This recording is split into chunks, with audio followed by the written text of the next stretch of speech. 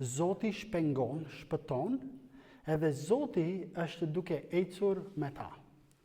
Edhe gjithashtu na tregon se si Zoti ishte duke ecur. Ishte duke ecur me një re gjatë ditës për t'i treguar udhët, edhe me një re me dritë gjatë natës për t'i bërë dritë. Tani, edhe pse Izraelitët e panë Zotin të punojë kaq shumë fuqishëm, edhe me gjithashtu me 10 plagët që i solli faraonit, që faraonit alinte popullin e tij të shkojë, shohëm diçka ndryshe tani. Edhe e shohëm këtë që ose ja ndoshta para se të shkoj atje. Ç'a bën ti kur je në vështirësi? Kur një gjë serioze, kritike ka ndodhur në jetën tënde, si reagon? Tani, përveç se është e rëndësishme, është e rëndësishme si reagojmë ndaj asoj që na ka ndodhur. Është e rëndësishme si reagojmë ndaj asoj që na ka ndodhur, për shkak se tregon se ku është burimi i reagimit që po bëjmë. Edhe tani kur e shohëm këtë që Izraelitët i kishin të gjitha mundësitë edhe kushtet për të reaguar ndryshe. Po nga ana tjetër do të shohim se si reagojnë. Edhe tani ndoshta edhe ti mund të jesh sot në një situatë të vështirë, kritike, edhe ndoshta ke nevojë për urtësi edhe mençuri. Edhe lutja edhe dëshira është kjo, që Zoti do të japë urtësi edhe mençuri, Zoti do të ndihmojë që ta kuptosh vullnetin e tij. Edhe që sa do i vështirë ndoshta të duket vullneti i tij, ti do të zgjedhësh duke ju bindur se është më mirë të jemi në dorën e Zotit se sa të mos jemi në dorën e Zotit në dëshirat tona. Edhe kjo është edhe lutja, edhe shpresa, edhe kjo që pasazhi po na thotë. Tani, para se të vazhdojmë me këtë pasazhin, dua të them këtë, që Izraelitët ishte e vërtetë që ishin në hall edhe në problem. Po nga ana tjetër, si reagojnë ata, e shohim që nuk duhet të kishin reaguar në këtë mënyrë. Edhe është kjo. Tani para se tani Izraelitët janë këtu. Para është deti, mbrapa është ushtria e faraonit që po i ndjek. Realiteti tyre nuk është i lehtë. Para deti, mbrapa ushtria. Edhe tani shiko kur e marrën vesh këtë se ç'a bën ata, në vargu 10. Edhe thot, ndërsa faraoni po afrohej, bitë e Izraelit ngritën sytë dhe ja egjiptasit mashtronin përpara tyre.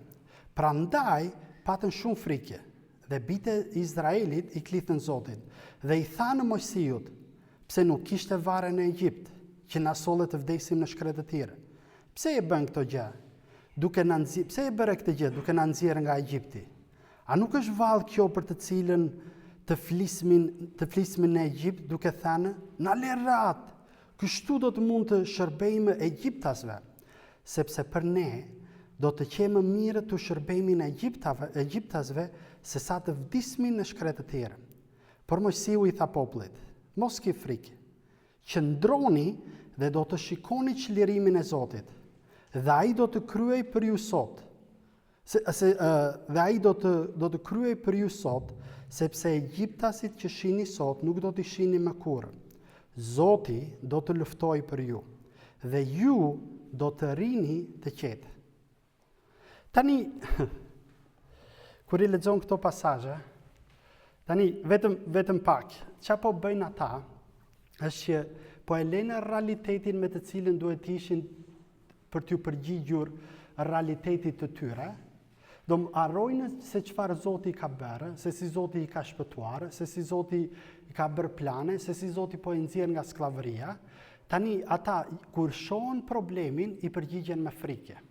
Kur shohin problemin i përgjigjen me tani në shqip do të ishte kjo, e kemi këtë në diluzion?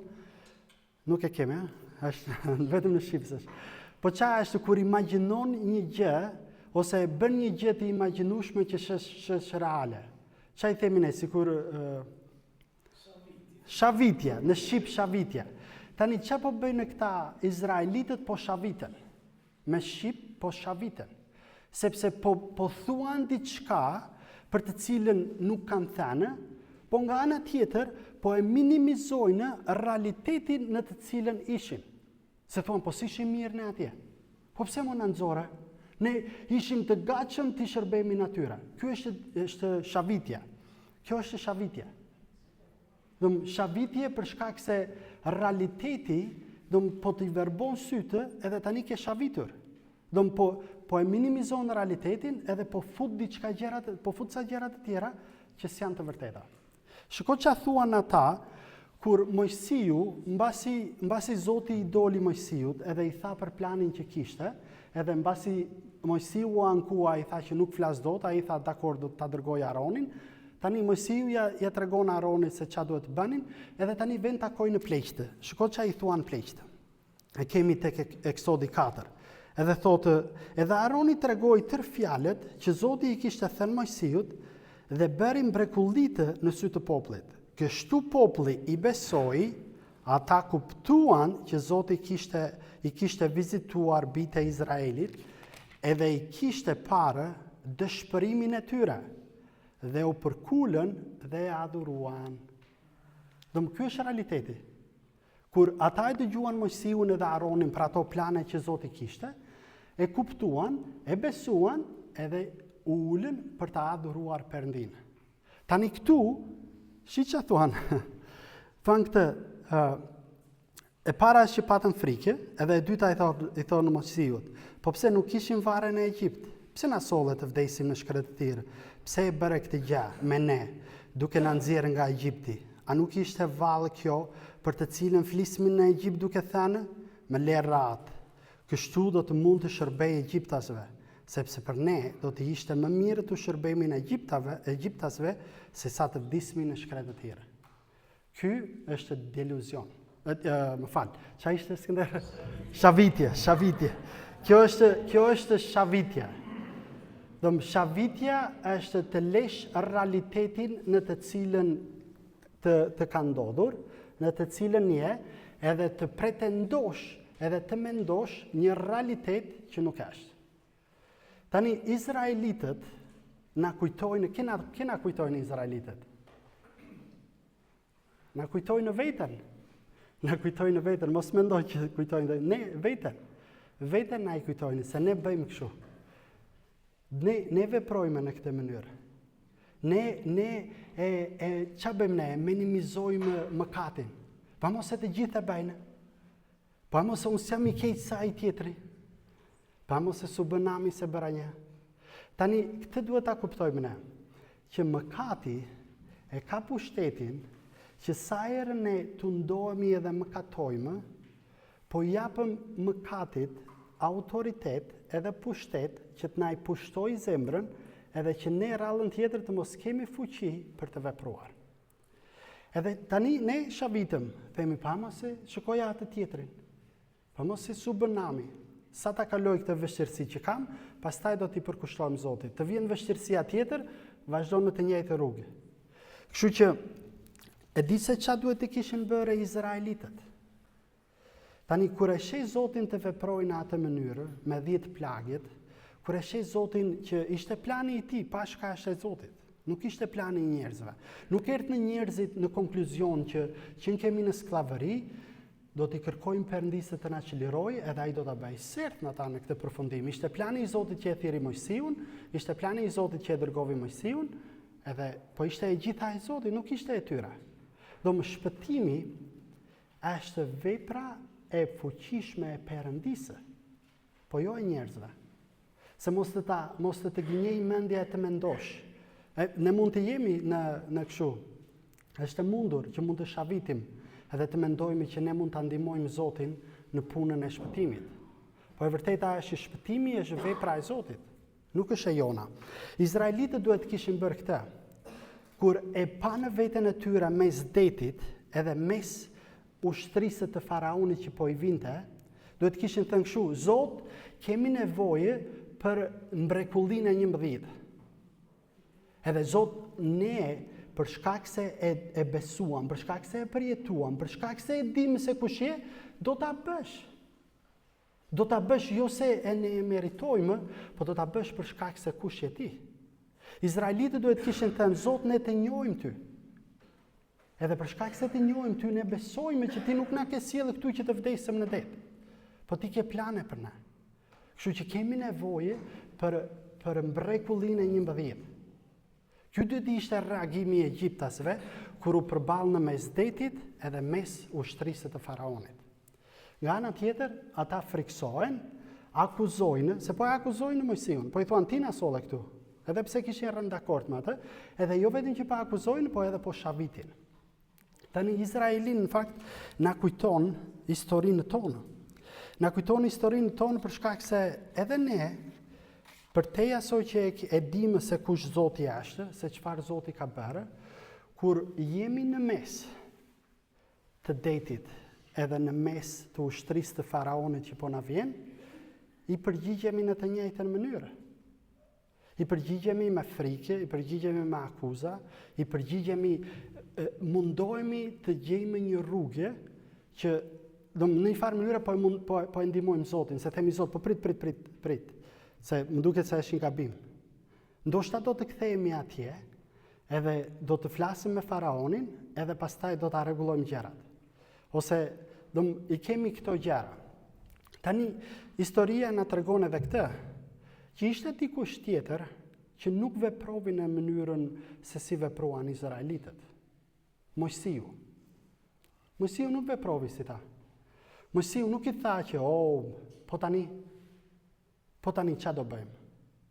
Tani është mundur që të jemi në të njëjtën situatë, në të njëjtën vështirësi, edhe të kemi mënyra të ndryshme se si i përgjigjemi situatës, vështirësisë, problemit, gjendjes kritike. Ndryshimi është ky, Zoti. Në qoftë se Zoti nuk është gjithçka që ke, gjërat të tjera do të bëhen ato që do ta mbushën boshllakun e Zotit.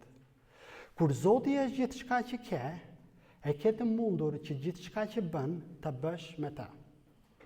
Tani Mojsiu, mënyra se si u përgjigj Mojsiu ishte ndryshe. Po ishte ndryshe për shkak të se Mojsiu jo vetëm e besonte me mendje, jo vetëm do mendonte që Zoti do të bëjë diçka, pa e kishte parë fuqinë të Perëndis. E kishte përjetuar, do më na thuhet që ai vinte fliste me Perëndin ballë për ballë. Edhe për Mojsiu besimi nuk ishte vetëm disa fjalë të mira, disa veprime të mira, disa tradita të mira, po ishte jeta e tij. Për Mojsiu kishte ndodhur kjo, që Mojsiu nuk u habit Mojsiu për problemin e tij. Po ja kush ishte qëndrimi i Mojsiut. Se Mojsiu i inkurajon ata. Nuk është që Zoti i thot Mojsiut edhe Mojsiu i thot të tjerëve. Qëndrimi i Mojsiut ishte për shkak të marrëdhënies edhe të besimit që ai kishte me Perëndin. Edhe thot kështu. Thotë dhe i tha ne 12. Jo, në 13. Dhe Mojsiu i thot popullit 13. Mos keni frikë, qëndroni dhe do të shikoni çlirimin e Zotit. Ai do të kryej për ju sot, sepse egjiptasit që shihni sot nuk do t'i shihni më kurrë. Zoti do të luftoj për ju dhe ju do të rini të qetë. Po nga i erdhi këto fjalë Mojsiut? I erdhën nga marrëdhënia me Zotin. Mojsiu nuk ishte personi jashtëzakonshëm. Por Mojsiu ishte një lloj si ata, me të njëjtat probleme që ata kishin, po marrëdhënia që kishte me Zotin ishte jashtëzakonshme. Për shkak se ai besonte, vepronte edhe udhëhiqte. Tani në qoftë se ne duam që të veprojmë si Mojsiu, kur jeta jonë të sjell këto gjëra, ç'a duhet të bëjmë? Pa duhet të bëjmë këtë. Duhet të bëjmë, e mbani mend atë historinë tek libri i Danielit, ata 3 shokët e Danielit, kur Nebukadnesari bëri atë veten e tij të madhe në statuj, edhe i tha që do të adhuroni të gjithë. Edhe tani ja si i përgjigjen ata. Është tek Danieli 3, vargu 17 edhe 18. Thotë kështu. Ata i thuan që nuk, kur të gjithë bien për të adhuruar, ata qëndrojnë në kamp. Edhe tani faraoni, është kush ishte? Nebukadnesari.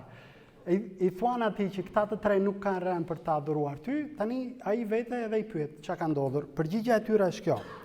Ja, Perëndia ynë, të cilit i shërbejmë, është në gjendje të na çlirojë nga fura e ndezur. Dhe do të na çlirojë nga dora jote, o mbret.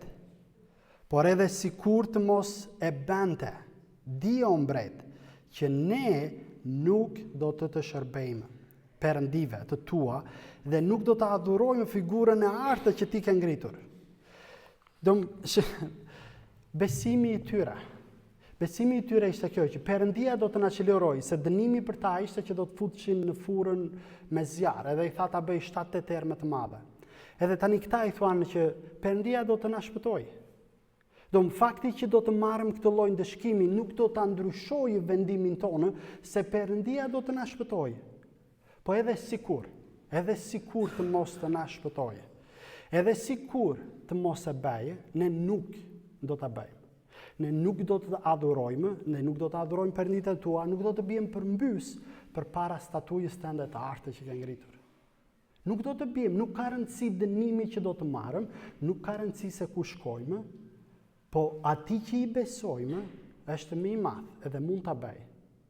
Po edhe në qoftë se Perëndia zgjedh të mos e bëjë, edhe në qoftë se Perëndia lejon që situatat e jetës të na marrën përpara. Qëndrimi jonë duhet të jetë që unë do ta adhuroj Zotin për shkak se Zoti është i mirë. Për shkak se është besnik, për shkak se është i fuqishëm. Edhe ai e ka të mundur ta ndryshojë situatën tonë reale. Po edhe në qoftë se nuk e ndryshon, ne nuk i bindemi, nuk adhurojmë dikë tjetër, po qëndrojmë edhe adhurojmë Perëndinë të cilit i shërbejmë. Në qoftë se në situatën tënde ndoshta më të vështirë, më kritike, do që të reagosh me perëndishmëri, po duhet kjo, që ajo që beson të ta ndikojë mendjen edhe veprimin. Edhe për te asoj që nuk do të marrësh ose nuk do të përfitosh, të zgjedhësh të marrësh atë që Perëndia po të jep.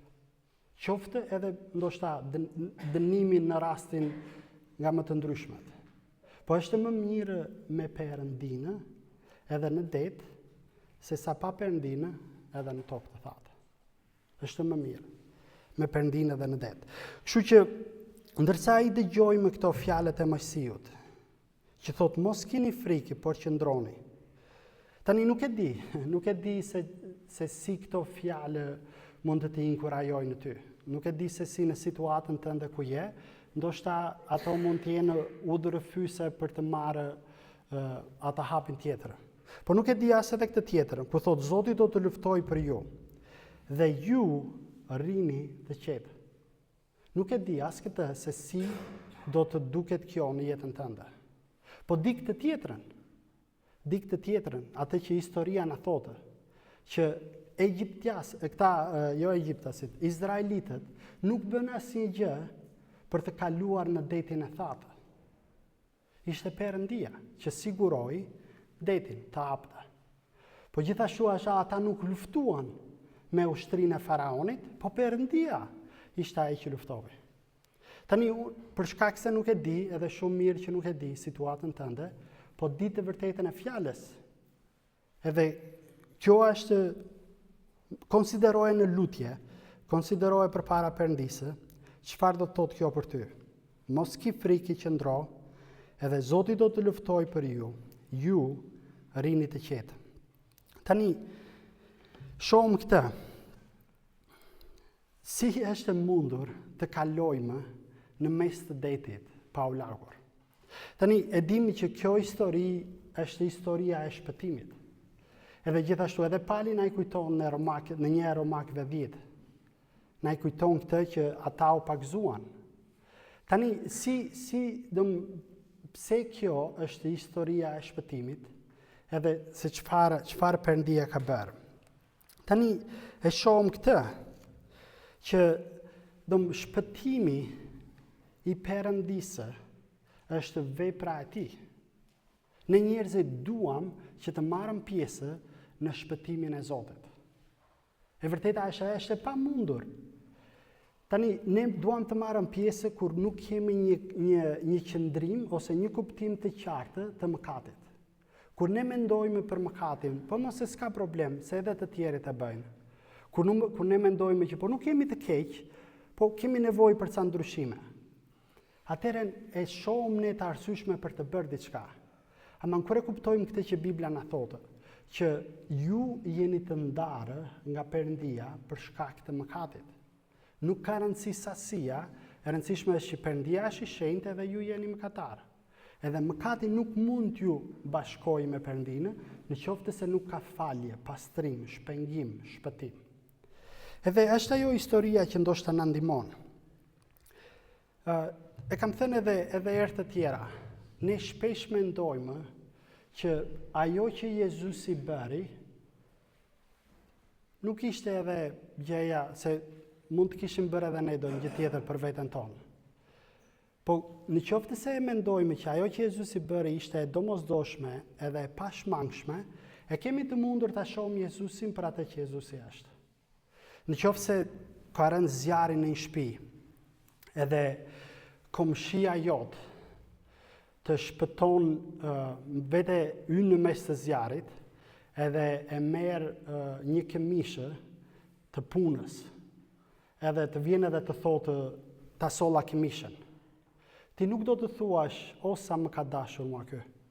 Po do të thuash, këti i pas ka ikur mendja edhe s'dit çka ka bërë. Se e rrezikovi jetën e tij për këtë këmishën që unë e përdornja për të bërë punët e baçës. Po në qoftë se të ka rënë zjarri në shtëpia, edhe ti nuk je atje. Edhe është fëmia jot, është personi i dashur. Edhe komsia e merr edhe e nxjerr jashtë shtëpisë. Nuk do thoshe, po këti pas ka ikur mendja. Po do thoshe me të vërtetë, o sa më ka dashur, o sa shumë sakrifikoi. Tani, e njëjta gjë është edhe me Jezusin. Kur ti mendon që nuk je mëkatar i madh, edhe kur ti mendon që mund të bësh diçka për mëkatin tënd, puna e Jezusit duket e pavlerë. Se thua, po pse e bëri Jezusi këtë, se unë mund ta kisha bërë vetë. Po kur ti mendon që për te asoj që unë mund të bëj, edhe njerëzit e tjerë mund të bëjnë, nuk mund ta fitojmë shpëtimin, po kemi nevojë për Jezusin, atëherë shkon tek Jezusi, i ulesh në gjunjë, rrëfen mëkatin, e vendos besimin, edhe lutesh që Zoti të t'ja urtësi edhe mençuri që të ecësh me ta. Tani nuk e di se kush është Jezusi për ty. A është Jezusi ky personi që vepra e tij e bëri të mundur rrugën që ti të jesh i falur, i shpëtuar, të dalësh nga skllavëria edhe të jetosh për Jezusin. Apo është ky që s'më ka ndihmuar se mund ta kisha bërë edhe vetë. Tani Jezusi vetë thot kështu, tek Gjoni 5:24. Ai thot që ai që beson ka kaluar nga vdekja në jetë. Të jesh i krishterë nuk është një proces që të bën të kalosh nga jeta në vdekje. Ha? Ç'a thash?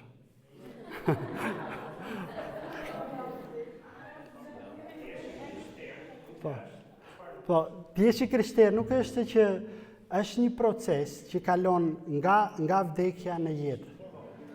Ha? E thash mirë,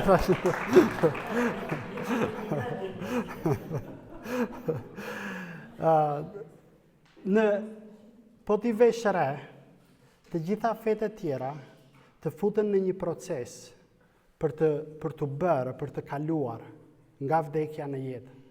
Krishtërimi të sjellë në jetë edhe të thotë jeto për shkak se shpëtimi është dhurata e Perëndisë. Edhe tani një lloj siç Jezusi thot kështu, që ai që beson ka kaluar nga vdekja në jetë. Izraelitët kaluan nga jeta, nga vdekja në jetë, për shkak se Perëndia bëri gjithçka. Ato ujëra që ishin kërcënim, ato ujëra u bënë mbrojtje për ta. Se si thuhet që Perëndia i ndavi detin në mes edhe tani ujërat e pengonin. Tani është njëjtë me Jezusin.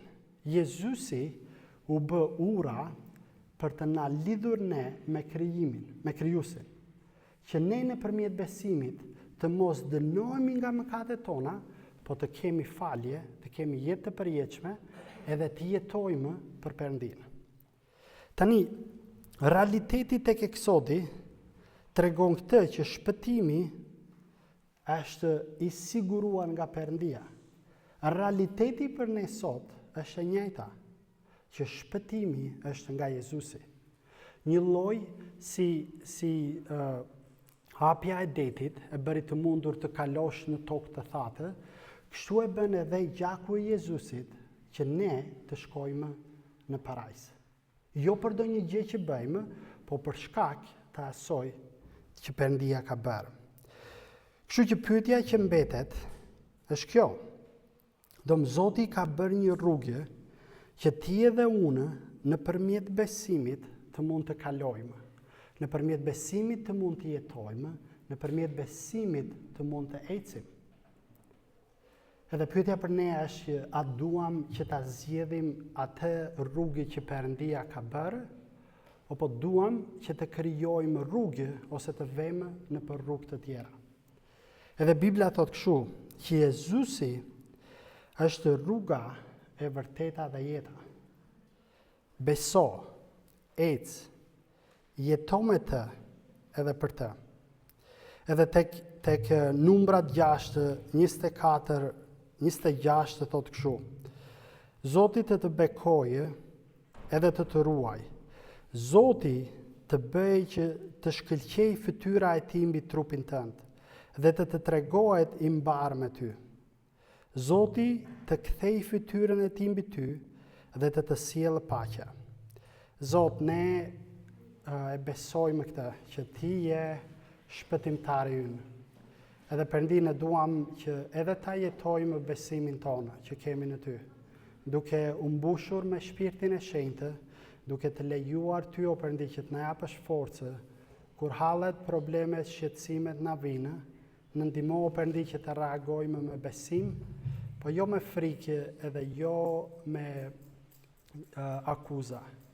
Në ndihmo o Perëndi që këtë jetë që ti na i ke dhënë nëpërmjet besimit, ta jetojmë me adhurim edhe me lavdërim për birin tënd Jezu Krisht. Të duam ty o Jezus edhe lutemi në emrin tënd të shenjtë. Amen. Amen.